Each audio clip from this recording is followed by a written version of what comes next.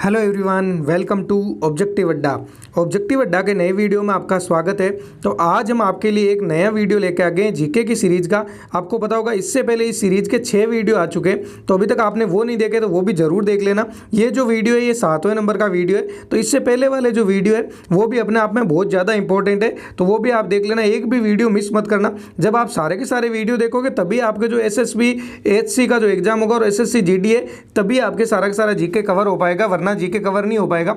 इसलिए आप एक भी क्वेश्चन कभी भी मिस मत करना और एक एक वीडियो देखते चलोगे तब आपका जीके का जो भी पोर्शन है वो इसमें कंप्लीट कवर हो जाएगा। और इसी के साथ में आपको पता होगा मैथ की भी क्लास आती है और जल्दी ही आपके रीजनिंग की क्लास भी शुरू कर दी जाएगी, जिससे आपके जो एसएससी का और साथ में एसएसबी जो हेड कांस्टेबल इन दोनों का जो भी सिलेबस है वो कंप्लीट कवर हो जाएगा। फिर जो आपके बचेगा वो बचेगा इंग्लिश और हिंदी। इन दोनों की जो क्लास है इनकी अभी शुरू नहीं होगी, इनकी बाद में शुरू करेंगे। जब आपके मैथ या फिर रीजनिंग इन दोनों में से एक कंप्लीट हो जाएगा उसके बाद में शुरू करेंगे। वैसे देखो अभी आपके पास में टाइम भी पड़ा है, आपको जो अभी मेन फोकस होना चाहिए वो थोड़ी थोड़ी आपको पढ़ाई चालू रखनी, लेकिन साथ में फिजिकल पे भी आपका फोकस होना बहुत जरूरी है, क्योंकि फिजिकल भी इसमें हार्ड होता है, इतना ईजी नहीं होता है। तो आप फिजिकल की भी फुल तैयारी करके रखिए और जो आपके सिलेबस है वो हम करवा देंगे, वो आप उसका लेके टेंशन मत होना।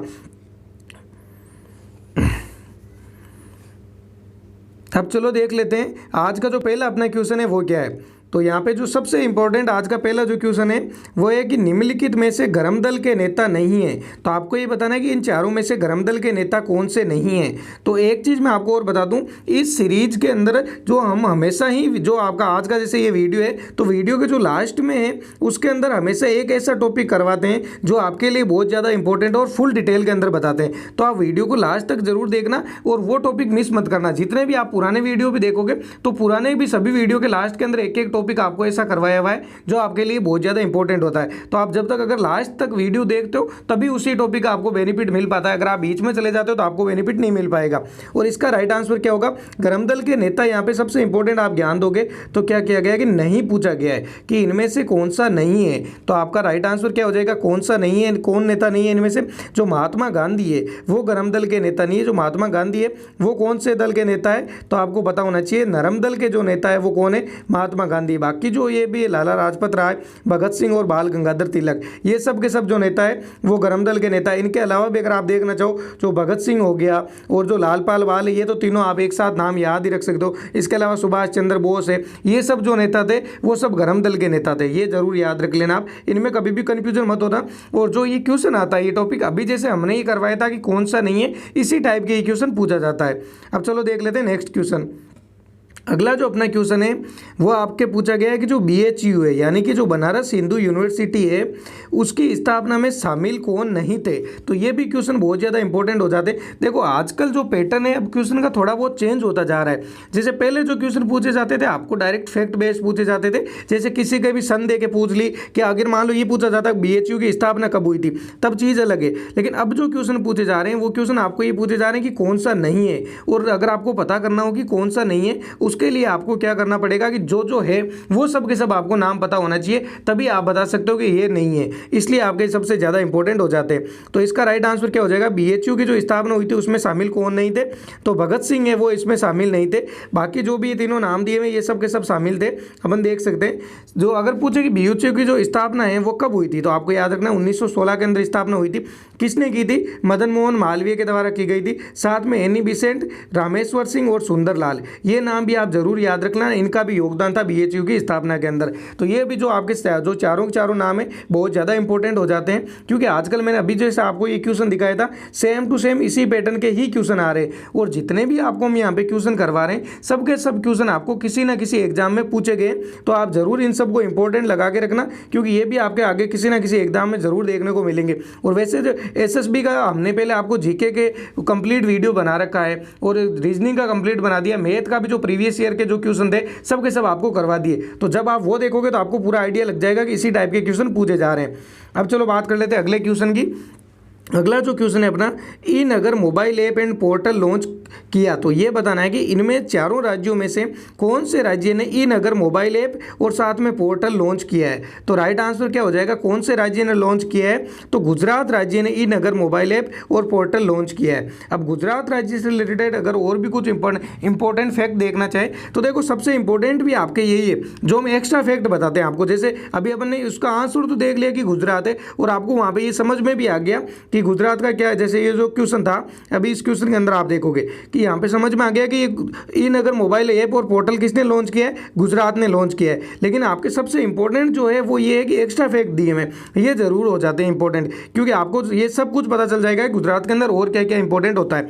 जैसे काकरापार परमाणु संयंत्र अगर पूछे कहाँ पे, तो ये गुजरात के अंदर है। रानी की बाव है वो कहाँ पे स्थित है, तो ये भी गुजरात के अंदर स्थित है। और रानी की बाव से रिलेटेड एक चीज़ और आपको इंपॉर्टेंट याद रखनी है कि जो 100 रुपये का जो नोट होता है उस पर किसकी फोटो लगी हुई होती है, तो रानी की बाव पे लगी हुई। जैसे अभी क्या आपको पता होगा एनटीपीसी के जब एग्जाम हुए थे तो एनटीपीसी के अंदर और एसएससी सीएचएसएल के जो एग्जाम हुए थे उन दोनों एग्जाम के अंदर बार बार ये क्वेश्चन रिपीट किया जा रहा था कि जो रानी की बाव के सर जो 100 रुपये का नोट है उस पर किसकी फोटो लगी हुई है। तो ये आपको जरूर याद रखना है, रानी की बाव के लगी हुई है। अब जो मोस्ट एंड मोस्ट इंपॉर्टेंट आपके जो एग्जाम में पूछा जा सकता है वो ये है कि धोलावीरा, क्योंकि अभी आपको पता होगा कि जो यूनेस्को की वर्ल्ड हेरिटेज साइट है उसके अंदर धोलावीरा को शामिल कर दिया गया है। इसलिए आपसे पूछा जा सकता है कि धोलावीरा कहाँ पे, तो आपको याद रखना है गुजरात के अंदर है। और जो यूनेस्को की वर्ल्ड हेरिटेज साइट है टोटल कितनी है, तो 40 है। और जो 40वीं कौन सी है, तो धोलावीरा है। और अगर आपसे पूछ ले कि 39वीं कौन सी है, तो रामप्पा मंदिर है। अब आप एक काम करना, कमेंट बॉक्स के अंदर ये जरूर लिख के बताना कि रामप्पा मंदिर जो किया गया था 39वें नंबर की वो कहाँ पे स्थित है। अगला है कि अहमदाबाद है वो वर्ल्ड हेरिटेज सिटी बनाया गया था। जैसे इंडिया की सबसे पहली जो वर्ल्ड हेरिटेज सिटी बनाई गई वो कौन सी थी, तो अहमदाबाद थी। अभी तो आपको पता होगा कि एक और भी बन गई है, वो कौन सी, जयपुर है। तो अभी वर्ल्ड हेरिटेज सिटी कितनी है भारत के अंदर, 2 है। और सबसे पहली कौन सी थी, अहमदाबाद थी। बात कर लेते हैं नेक्स्ट क्वेश्चन की। अगला जो अपना क्वेश्चन है वो है कि हाल ही में किस राज्य की सरकार ने वंदना कटारिया को बेटी बचाओ बेटी पढ़ाओ के ब्रांड एम्बेसडर नियुक्त किया है। ये क्वेश्चन भी मोस्ट एंड मोस्ट इंपॉर्टेंट है, क्योंकि अभी ये करंट अफेयर का क्वेश्चन है। तो साथ साथ में देखो इस सीरीज का मेन फायदा यही है कि आपको कभी इसके अंदर जीके के क्वेश्चन मिल जाएंगे, कभी आपको साइंस के क्वेश्चन हो जाएंगे, कभी आपको जियोग्राफी के क्वेश्चन आएंगे, कभी आपके हिस्ट्री के क्वेश्चन आएंगे। तो जब इस टाइप में आप जब भी क्वेश्चन पढ़ते हो तो आपकी जो माइंड की जो पावर होती है, जो याद करने की क्षमता होती है, वो भी बढ़ती है। इसीलिए हम आपके जो भी क्वेश्चन है वो सबके सब मिक्स लेके आते हैं हमेशा ही। है कि हाल ही में किस राज्य सरकार ने वंदना कटारिया को बेटी बचाओ बेटी पढ़ाओ के ब्रांड एम्बेसडर नियुक्त किया है, तो इसका राइट आंसर क्या हो जाएगा, उत्तराखंड सरकार ने नियुक्त किया है। अब आपने ये तो पढ़ लिया कि बेटी बचाओ बेटी पढ़ाओ को ब्रांड एम्बेसडर नियुक्त किसने किया, उत्तराखंड सरकार ने। लेकिन उत्तराखंड से रिलेटेड और भी जो इंपॉर्टेंट फैक्ट है वो भी आपके लिए जानना बहुत जरूरी है। जैसे उत्तराखंड से रिलेटेड आपसे पूछे कि जो उत्तराखंड की जो ग्रीष्मकालीन राजधानी है वो कौन सी है, तो गैरसैंण है राजधानी। जिम कॉर्बेट नेशनल पार्क कहाँ पे स्थित है, उत्तराखंड के स्थित है, क्योंकि ये सबसे पहला नेशनल पार्क था, इसलिए आपसे ये पूछा जा सकता है। काला पानी स्थल है, क्योंकि अभी काफी चर्चा में रहा था, करंट अफेयर का क्वेश्चन बनता है, इसलिए पता होना चाहिए कहाँ पे स्थित है, उत्तराखंड के अंदर स्थित है। उसके बाद देखें कि प्रथम लाइकेन पार्क कहाँ पे स्थित है, मोस्ट एंड मोस्ट इंपॉर्टेंट। और अभी जो सीएचएसएल के अंदर पूछा गया क्वेश्चन है, प्रथम क्रिप्टोजेनिक उद्यान कहाँ पे स्थित है, ये भी उत्तराखंड के अंदर है। और हिम तेंदुआ संरक्षण केंद्र कहाँ पे स्थित है, ये भी आपके उत्तराखंड के अंदर स्थित है। तो उत्तराखंड से रिलेटेड जितने भी आपके मोस्ट इंपॉर्टेंट क्वेश्चन बन सकते थे वो अपन ने एक साथ डिस्कस कर लिए। अब एक चीज आप सभी से और पूछनी है कि हम ये सोच रहे थे जैसे ये जो जीके की अपनी सीरीज चल रही है, जो आपको क्वेश्चन करवा रहे हैं वो तो करवा ही रहे हैं, उससे क्या कर रहा है कि आपके 15 से लेके 20 मिनट का वीडियो बनता है। अब अगर आप सभी चाहते हो तो अब ये काम करेंगे, इसके अंदर आगे के 10 मिनट और ऐड करेंगे और उस 10 मिनट के अंदर क्या बढ़ाएंगे आपको, एक तो जो एनटीपीसी के, देखो मैं आपको यहाँ पे क्लियर बता देता हूँ। हम ये सोच रहे थे, आपके अपनी राय जरूर देना कमेंट बॉक्स में कि ये सही है, आपको अगर सही लगता है तभी करवाएंगे। एक तो जो एनटीपीसी के जो अभी एग्जाम हुए थे उनके जितने भी क्वेश्चन थे, उसके बाद में जो सीएचएसएल के जो एग्जाम हुए वो क्वेश्चन, और साथ में जो आपके एसएससी जीडी के जो पहले के जो शिफ्ट हुआ था, पिछली बार जो एग्जाम हुआ था, उन सभी के अंदर जीके के जितने भी क्वेश्चन पूछे गए थे। जैसे कि आपको पता होगा मोस्टली 40 क्वेश्चन पूछे जाते हैं, किसी के अंदर 20 है, किसी में 30 क्वेश्चन है। तो जैसे अपन डेली के जितने भी आपके वीडियो आएंगे, हर वीडियो के साथ में वहाँ पे एक दिन का, जैसे एनटीपीसी के जो 40 क्वेश्चन पूछे जा रहे थे, तो अपन ये काम करेंगे कि जो एक वीडियो है उसके जो लास्ट के 10 मिनट के अंदर जो 40 क्वेश्चन है एक शिफ्ट के, वो डिस्कस कर लेंगे। तो अगर आप कहते हो कि ये सही है तो हम आगे कर लेंगे, और अगर आपको लगता है कि इसको डिस्कस करने कोई जरूरत नहीं है, जैसे अभी चल रहे हैं वैसे चल रहे हैं, तो अपन वैसे कर लेंगे, कोई दिक्कत नहीं। आप बस कमेंट बॉक्स में जरूर बता देना। अगला क्वेश्चन है कि बीआरओ की प्रथम महिला कमांडिंग अधिकारी किसे नियुक्त किया गया है। तो बीआरओ का आपको पता होना चाहिए फुल फॉर्म क्या होती है, border road organisation full form होती है। और बीआरओ से रिलेटेड अगर आप सबसे इंपॉर्टेंट एक याद रखना चाहो तो ये आपको याद रखना है किस मंत्रालय के अंदर आती है, तो ये रक्षा मंत्रालय के अंदर आता है बीआरओ। ये डिफेंस मिनिस्ट्री है उसके अंदर आता है, ना कि ये रोड और जो रोड मिनिस्ट्री यानी कि जो सड़क मंत्रालय उसके अंदर बीआरओ नहीं आता है। इसमें कभी भी कंफ्यूजन मत हो जाना, क्योंकि इसके नाम में बॉर्डर रोड ऑर्गेनाइजेशन आता है, तो उससे आपको क्या कंफ्यूजन हो सकता है कि अगर बीआरओ जैसे बॉर्डर रोड ऑर्गेनाइजेशन, आप जब रोड ना पढ़ो तो ये सड़क मंत्रालय के अंदर समझ लोगे, ये सड़क मंत्रालय के अंदर नहीं आता है। और बीआरओ की जो पहली महिला कमांडिंग अधिकारी किसको नियुक्त किया गया है, तो जो वैशाली हिवासे है उसको नियुक्त किया गया है। अगला जो अपना क्वेश्चन है वो क्वेश्चन है कि निम्न में से किस राज्य से कर्क रेखा नहीं गुजरती है, तो most and most important question है। तो अब चलो ये देख लेते हैं कि किस किस राज्य में से गुजरती है। अब अगर आपको ये पता चल जाता है कि इन राज्यों में से गुजरती है तो आप आराम से बता सकते हो कि किस राज्य में से नहीं गुजरती है। तो इसका राइट आंसर क्या हो जाएगा, उत्तर प्रदेश से नहीं गुजरती है। अब चलो देख लेते हैं किस किस में से गुजरती है। तो सबसे पहले तो आपको ये पता होना चाहिए कर्क रेखा की जो पोजीशन है वो क्या है, तो 23.5 डिग्री उत्तरी अक्षांश के अंदर है कर्क रेखा होती है, और 23.5 डिग्री अगर दक्षिण अक्षांश के अंदर बात करें तो वहां पे कौन सी होगी, मकर रेखा हो जाएगी। अब ये कौन कौन से राज्यों में से गुजरती है आप यहाँ पे देख लेना, सीरीज वाइज याद रखना, ये मैप के वाइज ही लिखे हुए, जैसे यहाँ से अगर शुरू करोगे तो जिस हिसाब से मैप के अंदर सिचुएशन है उनकी पोजीशन है वही आपको यहाँ पे बताएगी। सबसे पहले कौन सा आएगा, गुजरात है, फिर राजस्थान है, फिर मध्य प्रदेश है, फिर छत्तीसगढ़ है, झारखंड है, पश्चिम बंगाल है, त्रिपुरा है और मिजोरम है। ये जो 8 राज्य हैं इन 8 राज्यों में से गुजरती है कर्क रेखा। और आपको भी याद करने हैं तो इसी फॉर्मेट में याद करना, क्योंकि आजकल जो एग्जाम में पूछे जा रहे हैं वो आपके उत्तर से पूर्व से पश्चिम, पश्चिम से उत्तर, इस हिसाब से ये कर्क मतलब क्वेश्चन पूछे जाते हैं। तो ये ऐसे ही आपसे पूछे जाएंगे, ऐसे कभी नहीं पूछे जाएंगे कौन से में से नहीं गुजरती है, ये क्रम पूछा जाता है अक्सर। अब चलो देख लेते हैं नेक्स्ट क्वेश्चन। अगला जो अपने क्वेश्चन है वो है कि मानक समय रेखा कहाँ से नहीं गुजरती है। इसके अंदर ये बताना है कि जो मानक समय रेखा है, मानक समय रेखा आपको पता होगा कौन सी 82.5 डिग्री जो समय रेखा है वो होती है मानक समय रेखा। तो इनमें से मानक समय रेखा किस में से नहीं गुजरती है, तो आंध्र प्रदेश में से गुजरती है, मध्य प्रदेश, छत्तीसगढ़, इन तीनों में से गुजरती है। तो किस में से नहीं गुजरती है, तो क्या राइट आंसर हो जाएगा आपके राजस्थान में से नहीं गुजरती है। अब चलो देख लेते हैं कौन कौन से और राज्यों में से गुजरती है। सबसे पहले तो वही है कि मानक समय रेखा है उसकी जो पोजिशन है वो क्या है, तो 82.5 डिग्री पूर्वी दशांतर के अंदर पाई जाती है मानक समय रेखा, और प्रयागराज नैनी के पास में से गुजरती है, टाइम ये आपको पता होगा। अब जो कौन कौन से राज्य में से गुजरती है, आंध्र प्रदेश, मध्य प्रदेश, छत्तीसगढ़, उत्तर प्रदेश और ओडिशा, ये जरूर याद रखना है आपको, इसी फॉर्मेट में याद रखना कि इन राज्यों में से ये रेखा गुजरती है। अब चलो बात कर लेते हैं नेक्स्ट क्वेश्चन की। अगला जो अपना क्वेश्चन है वो है कि हाल ही में राजीव गांधी खेल रत्न पुरस्कार का नया नाम क्या कर दिया गया। देखो वैसे तो ये करंट अफेयर का क्वेश्चन है और हम हर महीने करंट अफेयर का वीडियो लेके आते हैं, आपके भी इसी महीने का भी आपको जल्दी मिल जाएगा जो करंट अफेयर का वीडियो है। लेकिन ये क्वेश्चन करवाने के पीछे है कि जो हमने इसके साथ में एक्स्ट्रा फैक्ट आपको दिए वो ज़्यादा इंपॉर्टेंट है। तो इसका राइट आंसर क्या हो जाएगा, आपके मेजर ध्यानचंद खेल रत्न पुरस्कार है वो दिया जाएगा। इसका नाम चेंज कर दिया गया है, राजीव गांधी खेल रत्न पुरस्कार है। वो राजीव गांधी जो खेल रत्न पुरस्कार है वो सबसे पहले किसको दिया गया था, तो विश्वनाथ आनंद को दिया गया था। इसके अंदर कितनी राशि दी जाती है, 25 लाख रुपए राशि दी जाती है। और सबसे जो इंपॉर्टेंट है आपके लिए वो है कि 2020 के अंदर किस किस को मिला था, तो वो आपको याद रखना है। रोहित शर्मा को मिला था, किससे संबंध है, क्रिकेट से संबंधित है, विनेश फोगाट ये, और इसके बाद में मानिका बत्रा है, इनका संबंध आपको बताना है किससे है, ये आप या फिर मैं आपको चलो बता देता हूँ, टीटी से इनका संबंध है, टेबल टेनिस से, मरियप्पन थंगावेलु है, एथलीट हो जाएगा, और रानी रामपाल का संबंध हॉकी से है। इन पांचों को दिया गया था 2020 के अंदर राजीव गांधी खेल रत्न पुरस्कार। अब चलो बात कर लेते हैं अगले क्वेश्चन की। अगला जो अपना क्वेश्चन है वो है कि किस नदी के किनारे रोम शहर बसा हुआ है। Most and most important question है, आजकल अक्सर एग्जाम ये पूछा जाता है कि आपको नाम देके और ये पूछा जाता है कि ये शहर है किस नदी के किनारे बसा हुआ है। और रोम से रिलेटेड आपको ऐसे भी ये इंपॉर्टेंट हो जाता है क्योंकि आपको पता होना चाहिए जो WFP है यानी कि जो वर्ल्ड फूड प्रोग्राम है इसका जो मुख्यालय वो कहाँ पे, रोम के अंदर है। क्योंकि यह आपसे इसलिए पूछा जाएगा जो 2020 के अंदर जो शांति का नोबेल पुरस्कार मिला था वो किसको मिला था, इसी संस्था को मिला था, इसलिए एग्जाम में पूछा जा सकता है। और रोम किस नदी के किनारे, टाइबर नदी के किनारे है रोम। अब चलो बात कर लेते हैं और कुछ जो इंपॉर्टेंट जो शहर है वो किस किस नदी के किनारे, रोम, टाइबर नदी किनारे, और WFP को मैंने आपको ऑलरेडी पहले ही बता दिया कि मुख्यालय। न्यूयॉर्क के अंदर किसका मुख्यालय, UNO को मुख्यालय। और न्यूयॉर्क किस नदी के किनारे, तो हडसन नदी के किनारे। वियना किस नदी के किनारे, डेन्यूब नदी के किनारे। और वियना कहाँ की राजधानी, तो ऑस्ट्रिया की राजधानी, ये भी जरूर याद रखना। और जो संघाई है ये किस नदी के किनारे, यांगटीसी नदी के किनारे। और संघाई आपको पता पता होगा कहाँ पे स्थित है, चाइना के अंदर स्थित है। ये भी जरूर याद रख लेना। जो भी इंपॉर्टेंट थे वो हमने आपको सारे के सारे करवा दिए। अगला question most important direct fact based पूछा जाने वाला क्वेश्चन है कि विश्व का एकमात्र 13वां राष्ट्रीय उद्यान कौन सा है। तो ये बताना है आपको कि इनमें से जो दिए हुए इनमें से विश्व का एकमात्र 13वां राष्ट्रीय उद्यान कौन सा है। तो काबुल लामजाओ जो नेशनल पार्क है वो विश्व का एकमात्र 13वां राष्ट्रीय उद्यान है। और ये कहाँ पे स्थित है, तो मणिपुर के अंदर स्थित है। ये भी जरूर याद रख लेना साथ में।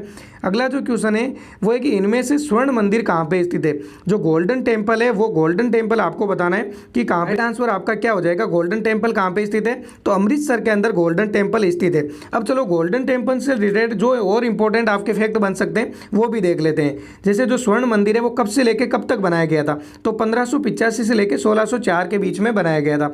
नींव किसने रखी थी, तो आपको याद रखना है नींव किसने रखी थी, जो सिखों के जो चौथे गुरु थे गुरु रामदास जी, उनके द्वारा इसकी नींव रखी गई थी स्वर्ण मंदिर की। और पूर्ण किसने करवाया था, तो जो सिखों के जो 5वें गुरु थे गुरु अर्जुन देव, उन्होंने इसको कंप्लीट करवाया था। अन्य नाम अगर आपसे पूछे, ये सबसे इंपॉर्टेंट है, अक्सर स्टूडेंट को ये पता नहीं होता है कि जो स्वर्ण मंदिर है उसका अन्य नाम क्या है, तो हरमिंदर साहिब है स्वर्ण मंदिर का दूसरा नाम। अब आपके ये काम करना है, ये बताना कि ब्लैक पैगोडा एक मंदिर का नाम है, तो वो किस मंदिर का नाम है, ये आप कमेंट बॉक्स के अंदर जरूर लिख के बताना कि ब्लैक पैगोडा किस मंदिर को कहा जाता है। और जो स्वर्ण मंदिर है इसके अंदर सोना किसने लगवाया था, तो ये जरूर याद रख लेना आप, राणा जो रणजीत सिंह है उन्होंने सोना लगवाया था। अब चलो बात कर लेते हैं अगले क्वेश्चन की। अगला क्वेश्चन है कि निम्न में से गांधी जी और किसके मध्य पूना पैक्ट हुआ था। मोस्ट इंपॉर्टेंट है। देखो गांधी युग तो है वो आपके लिए वैसे ही अपने आप में बहुत ज़्यादा इंपॉर्टेंट हो जाता है। और अगर हम भी सोच रहे हैं कि उसके लिए आपके लिए एक पर्टिकुलर अलग से वीडियो लेके आ जाए, 1900 से लेके और 1947 तक के जितनी भी घटनाएं थी उनका एक ही वीडियो आपको अवेलेबल करवा देंगे हम जल्दी। तो वो सारे के सारे आपके जो भी डाउट है वो सब के सब एक साथ याद हो जाएंगे। और 5-10 मिनट का वीडियो आएगा जिससे आप जब एग्जाम टाइम में भी उसको देख के जाना चाहो तो देख सकते हो। अब एक पूना पैक्ट किस किस के मध्य हुआ था, गांधी जी और भीमराव अंबेडकर के मध्य हुआ था। और कब हुआ था ये भी आप देख सकते हो। तो पूना पैक्ट कब हुआ था, 24 सितंबर 1932 को हुआ था पूना पैक्ट। और किस किस के मध्य हुआ था, गांधी जी और भीमराव अंबेडकर के मध्य हुआ था। और कहाँ पे हुआ था, तो यरवदा जेल के अंदर किया गया था पूना पैक्ट। ये जरूर याद रख लेना, मोस्ट इंपॉर्टेंट है ये। अगला जो अपना क्वेश्चन है वो है कि पुस्तक है जो प्रसिद्ध पुस्तक है चंद्रकांता, इस पुस्तक है इस पुस्तक के लेखक कौन है, आपको ये बताना है। तो इसका राइट आंसर क्या हो जाएगा, इस पुस्तक के लेखक कौन है, देवकी नंदन खत्री है वो चंद्रकांता पुस्तक के लेखक। इसमें कन्फ्यूजन मत हो जाना, ज़्यादातर इसका जो आंसर कर देते हैं हर्षवर्धन आंसर कर देते हैं, लेकिन इसका राइट आंसर हर्षवर्धन नहीं है, देवकी नंदन खत्री के द्वारा लिखी गई है चंद्रकांता पुस्तक। अगला जो क्वेश्चन है वो है कि Indira Gandhi memorial tulip garden कहाँ पे स्थित है। ये भी मोस्ट इंपॉर्टेंट क्वेश्चन है, इसलिए कि एशिया का सबसे बड़ा ट्यूलिप गार्डन है, इसलिए आपके ज़्यादा इंपॉर्टेंट हो जाता है। और ये कहाँ पे स्थित है, श्रीनगर के अंदर स्थित है इंदिरा गांधी ट्यूलिप गार्डन। अगला जो अपना क्वेश्चन है वो क्वेश्चन है कि निम्नलिखित में से किस स्थान पर मोपला विद्रोह हुआ था। तो आपको ये बताना है कि जो मोपला विद्रोह हुआ था वो किस स्थान पे हुआ था। ये भी जो क्वेश्चन है आपके एनटीपीसी और जो एसएससी है इन दोनों का सबसे फेवरेट क्वेश्चन है। अक्सर एग्जाम के अंदर ये पूछा जाता है कि मोपला विद्रोह कहाँ पे हुआ था, तो केरल के अंदर हुआ था मोपला विद्रोह। ये भी जरूर याद रख लेना, इनमें कन्फ्यूजन मत हो जाना। बस ये इस टाइप के जो क्वेश्चन होते हैं वो आपको लास्ट में कन्फ्यूजन कर देते हैं कि इसका ये आंसर होगा या ये आंसर होगा। तो जरूर याद रख लेना मोपला विद्रोह कहाँ पे हुआ था, केरल के अंदर हुआ था।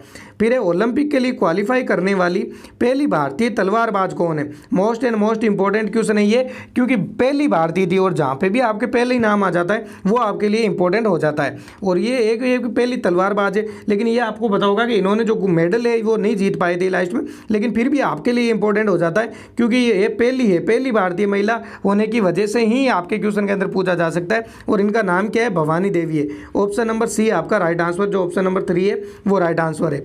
अगला जो क्वेश्चन है वो है कि मंगलयान मंगल ग्रह की कक्षा में कब इंसर्ट किया गया। मोस्ट इंपॉर्टेंट क्वेश्चन ये इसलिए कि आप ज्ञान देने वाली चीज़ इसके अंदर ये है कि यहाँ पे ये नहीं पूछा है कि वो आपको यहाँ से कब छोड़ा गया था। इस क्वेश्चन के अंदर ये पूछा गया है कि कब इंसर्ट किया गया था। ऐसे देखो इन दोनों में जो डिफरेंस है वो आपको यहाँ पे समझ में आ जाएगा।